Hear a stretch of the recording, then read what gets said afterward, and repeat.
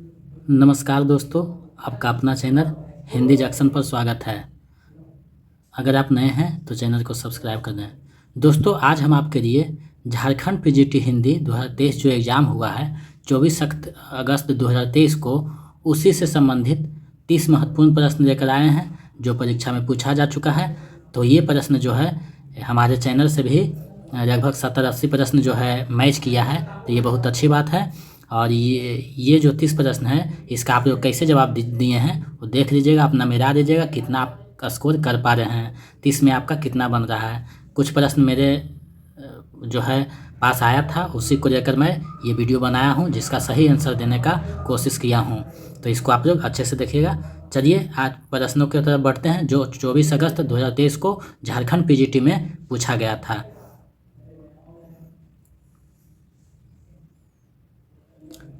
पहला प्रश्न है, पुष्टि मार्ग का जहाज किसे कहा जाता है? पुष्टि मार्ग का जहाज किसे कहा जाता है? विकल्प ए है कबीरदास को, बी है नंददास को, सी है सूरदास को, डी है कुम्भनदास को। तो इसका सही आंसर विकल्प सी हो जाएगा, सूरदास को कहा जाता है। इसका आप लोग कौन सा जवाब लगाए हैं? इसका सही आंसर विकल्प सी होगा, सूरदास। नेक्स्ट प्रश्न देखते हैं। दूसरा प्रश्न है, कुर्री भाट के रचनाकार कौन है? कुर्री भाट के रचनाकार कौन है? विकल्प ए है नागार्जुन, बी है मुक्तिबोध, सी है जैनेन्द्र, डी है निराला। तो इसका सही आंसर विकल्प डी हो जाएगा, निराला। चलिए नेक्स्ट प्रश्न देखते हैं। रीति संप्रदाय के प्रवर्तक कौन आचार्य हैं? रीति संप्रदाय के प्रवर्तक कौन आचार्य हैं? विकल्प ए है भामा, बी है वामन, सी है कुंतक, डी है क्षेमेन। तो इसका सही आंसर विकल्प बी हो जाएगा, वामन। चलिए नेक्स्ट प्रश्न देखते हैं। चौथा प्रश्न है, हिंदी भाषा के विकास में अपभ्रंश का योग के रचनाकार कौन है? हिंदी भाषा के विकास में अपभ्रंश का योग के रचनाकार कौन है? विकल्प है हजारी प्रसाद द्विवेदी, बी है नामवर सिंह, सी है रामविलास शर्मा, डी है डॉक्टर नगेंद्र। तो इसका सही आंसर विकल्प बी हो जाएगा, नामवर सिंह। चलिए नेक्स्ट प्रश्न देखते हैं। पांचवा प्रश्न है, आचार्य शुक्र ने रीतिकार का समय कब से कब माना है? आचार्य शुक्र ने रीतिकार का समय कब से कब माना है? विकल्प है संवत 1700 से 1900 ईस्वी, बी है संवत 1500 से 1700 ईस्वी, सी है संवत 1550 से 1800 ईस्वी, डी है संवत 1600 से 1850 ईस्वी। तो इसका सही आंसर विकल्प ए हो जाएगा, संवत 1700 से 1900 ईस्वी। यही प्रश्न जो है 24 तारीख को पूछा गया था, उसी को हम जो कर रहे हैं, जो प्रश्न मेरे पास आया है उसी को हम जवाब देने का कोशिश कर रहे हैं। ये आदिकाल से प्रश्न था। करकंड चरयू के रचनाकार कौन है? करकंड चरयू के रचनाकार कौन है? विकल्प है जिनदत्त सूर्य, बी है कनकामर मुनि, सी है विद्यापति, डी है मीर खुसरो। तो इसका सही आंसर विकल्प बी हो जाएगा, कनकामर मुनि। चलिए नेक्स्ट प्रश्न देखते हैं। 7वां प्रश्न है, हिंदी साहित्य का आलोचनात्मक इतिहास पुस्तक के रचनाकार कौन है? हिंदी साहित्य का आलोचनात्मक इतिहास पुस्तक के रचनाकार कौन है? विकल्प है हजारी प्रसाद द्विवेदी, बी है रामचंद्र शुक्ल, सी है गणपति चंद्रगुप्त, डी है रामकुमार वर्मा। इसका सही आंसर विकल्प डी हो जाएगा, रामकुमार वर्मा। नेक्स्ट प्रश्न देखते हैं। ये प्रश्न जो है फंसाने वाला थोड़ा सा। गुल्ली डंडा कहानी में गोइयाँ शब्द का क्या अर्थ है? गुल्ली डंडा कहानी में गोइयाँ शब्द का क्या अर्थ है? विकल्प ए है मोटा, बी है दुश्मन, सी है साथी, डी है पतरा या दुबरा। तो इसका सही आंसर विकल्प सी हो जाएगा, साथी। नेक्स्ट प्रश्न देखते हैं। 9वां प्रश्न है, बेटोबारी विधवा कहानी में किसकी मृत्यु हुई है? बेटोबारी कहानी में किसकी मृत्यु हुई है?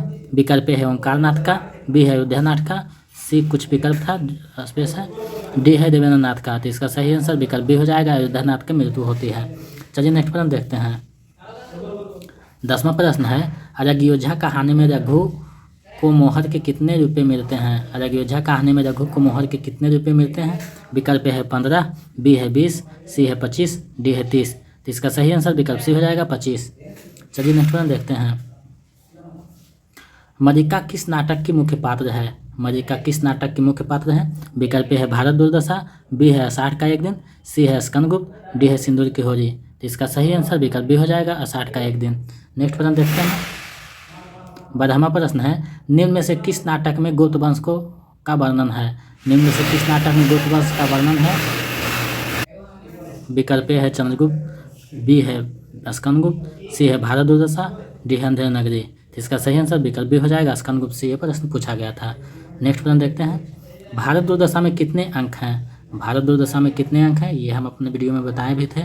इसका विकल्प है 3, 5, 6, 7। तो इसका सही आंसर विकल्प सी हो जाएगा, 6 अंक हैं। चलिए नेक्स्ट प्रश्न देखते हैं। 14वां प्रश्न था, कौन अनधिकार सभी के जीवन में प्रवेश कर जाता है? कौन अधिकार सभी के जीवन में प्रवेश कर जाता है? यह 60 का एक दिन से था। विकल्प है कालिदास, बी है विरोम, सी है नुस्वार, डी है दंतुर। तो इसका सही आंसर विकल्प बी हो जाएगा, विरोम। नेक्स्ट प्रश्न देखते हैं, हरिन शावक को किसने चोट पहुंचाता है? हरिन शावक को कौन चोट पहुंचाता है? ये किसने चोट पहुंचाया है? विकल्प है मरिका, बी है माथुर, सी है कालिदास, डी है दंतुर। इसका सही आंसर विकल्प डी हो जाएगा, दंतुर। नेक्स्ट प्रश्न देखते हैं, श्रद्धा और भक्ति निबंध के रचनाकार कौन है? श्रद्धा और भक्ति निबंध के रचनाकार कौन है? विकल्प है रामचंद्र शुक्ल, बी है हजारी प्रसाद द्विवेदी, सी है राम कुमार वर्मा, डी है महावीर प्रसाद द्विवेदी। इसका सही आंसर विकल्प हो जाएगा, रामचंद्र शुक्ल, जो है चिंतामणि से दिया गया है। नेक्स्ट प्रश्न देखते हैं, गोदान से प्रश्न था, राय साहब किस गांव के रहने वाले थे? राय साहब किस गांव के रहने वाले थे? विकल्प है बेरारी, बी है मेरीगंज, सी है सिमरी, डी है रखनपुर। तो इसका सही आंसर विकल्प सी हो जाएगा, सिमरी गांव के रहने वाले थे और होरी जो है बेदरी गांव के था। तो इसका सही आंसर विकल्प सी हो जाएगा। नेक्स्ट प्रश्न देखते हैं, होरी के गाय को जहर कौन देता है? होरी के गाय को जहर कौन देता है? ये प्रश्न पूछा गया था। विकल्प है भोरा, बी है गोबर, सी है हीरा, डी है माता देन। तो इसका सही आंसर विकल्प सी हो जाएगा, हीरा जो है उसका भाई रहता है होरी का, वही जहर देता है। नेक्स्ट प्रश्न देखते हैं, गोदान में गोबर का क्या मतलब है? गोदान में गोबर का क्या मतलब है? ये प्रश्न थोड़ा घुमा के पूछा था। विकल्प है गाय का गोबर, बी है उपरा, सी है होरी का बेटा, डी है गोईठा। तो इसका सही आंसर विकल्प सी हो जाएगा, होरी का बेटा था। नेक्स्ट प्रश्न देखते हैं, पहाड़ी हिंदी में कितनी बोरियां हैं? पहाड़ी हिंदी में कितनी बोरियां हैं? विकल्प है 2, बी है 3, सी है 4, डी है 5। इसका सही आंसर विकल्प 2 हो जाएगा, कुमायूं गढ़वाल। नेक्स्ट प्रश्न देखते हैं, राम की शक्ति पूजा पर केंद्रित है। राम की शक्ति पूजा किस पर केंद्रित है? ये प्रश्न पूछा गया था। विकल्प है रामायण, बी है महाभारत, सी है बंगला रामायण, डी है भगवत गीता। इसका सही आंसर विकल्प सी हो जाएगा, बंगला रामायण, कीर्तिवास रामायण रखी है।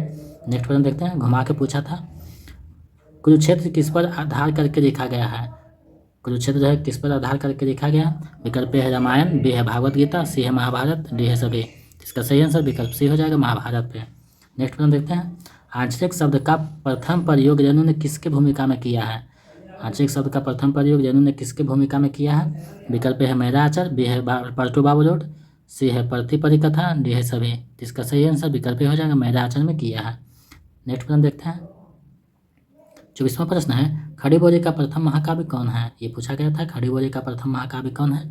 विकल्प है प्रिय प्रवास, बी है भारत भारती, सी है कामायनी, डी है सभी। इसका सही आंसर विकल्प था, प्रिय प्रवास। नेक्स्ट प्रश्न देखते हैं, महादेवी ज्ञानपीठ पुरस्कार से था, महादेवी वर्मा को किस रचना के लिए ज्ञानपीठ पुरस्कार दिया गया? महादेवी वर्मा को किस रचना के लिए ज्ञानपीठ पुरस्कार दिया गया? विकल्प है नीरजा, बी है निहार, सी है यामा, डी है दीपशिखा। इसका सही आंसर विकल्प सी हो जाएगा, यामा के लिए दिया गया था।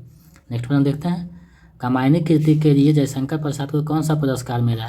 कामायनी कृति के लिए जयशंकर प्रसाद को कौन सा पुरस्कार मिला?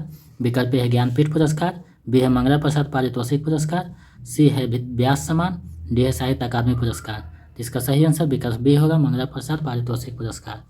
नेक्स्ट प्रश्न देखते हैं, राम की शक्ति पूजा कैसा काव्य है? ये पूछा गया था, राम की शक्ति पूजा कैसा काव्य है? विकल्प है निराशावादी, बी है आशावादी, सी है दोनों, डी है कोई नहीं। इसका सही आंसर विकल्प बी हो जाएगा, आशावादी काव्य है। नेक्स्ट प्रश्न देखते हैं, भाषा भूषण के रचनाकार कौन है? भाषा भूषण के रचनाकार कौन है? ये पूछा गया था रीतिकार से। विकल्प है जसवंत सिंह, बी है रामवरण सिंह, सी है मंगल सिंह, डी है नामवर सिंह। इसका सही आंसर विकल्प हो जाएगा, जसवंत सिंह। आप लोग कितना सही बनाए हैं, कुछ कुछ मैच कीजिएगा। जितना क्वेश्चन मेरे पास आया है उसका जवाब हम देने का है पर कोशिश किए हैं। रामचरितमानस में किस रस की प्रधानता है? विकल्प है वीर रस की, बी है श्रृंगार की, सी है शांत रस की, डी है भक्ति रस की। इसका सही आंसर विकल्प डी हो जाएगा, भक्ति रस की प्रधानता है। नेक्स्ट प्रश्न देखते हैं, कामायनी किस छंद में लिखा गया है? ये क्वेश्चन जो है पूछा गया था, कामायनी किस छंद में लिखा गया है?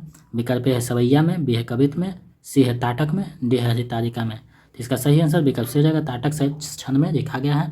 तो ये प्रश्न जो है पूछा गया था 24 तारीख को जो एग्ज़ाम हुआ 24 अगस्त को, उसमें झारखंड पीजीटी में ये प्रश्न पूछा गया है। तो जो प्रश्न मेरे पास उपलब्ध हो सके उसका मैंने जवाब दिया है। आप लोग अपने अपने जो है मिला के देखिएगा कि कितना आप लोग इसमें किए हैं। क्वेश्चन का लेवल मॉडरेट टू हाई था। कुछ कुछ क्वेश्चन झारखंड से संबंधित थे जो कुछ फंसाने का काम किया है, और कुछ कुछ हल्का क्वेश्चन जो थे वो घुमा कर पूछे हैं, आधुनिक काल से जो क्वेश्चन था वो बहुत ही थोड़ा सा वो अपर लेवल के पूछा गया था। तो इस बार जो है कटअप लगभग देखिए कितना जाता है, इसका जो है रिजल्ट आएगा तो पता चल जाएगा। तो यहाँ हम आपके सामने जो है 24 अगस्त में पूछा गया झारखंड पीजीटी के प्रश्न को आपके सामने प्रस्तुत किया। आप देख लीजिएगा कितना स्कोर आपका आ रहा है, मेरा देखिएगा। और अगर आप मेरे नए चैनल पर नए हैं तो चैनल को सब्सक्राइब दीजिएगा, ताकि मैं इसी प्रकार आप लोगों के सामने उपस्थित होता रहूं, क्योंकि आप सब्सक्राइब और लाइक करते हैं तो हमें एक हिम्मत मिलता है। बहुत बहुत धन्यवाद, ऐसे ही सहयोग बनाए रखें।